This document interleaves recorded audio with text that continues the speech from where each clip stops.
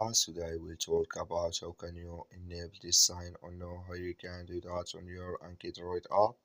We go to figure out the solution or know how you can do that on your app.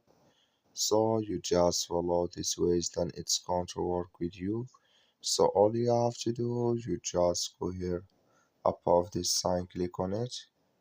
Then it's going to show for you a list like this here. Then you click here on settings here. So then it's going to take you to next step here. It's going to show for you like this here. Then you go down, just come here to advanced, click on it here. When just click here on advanced, it's going to take you to next step here. Come here to save display mode. Click here in this sign. That like you see this color show for us. That's mean here save display mode enable with us now. So that's all you have to do. Thank you for watching. Don't forget to support us by like and subscribe.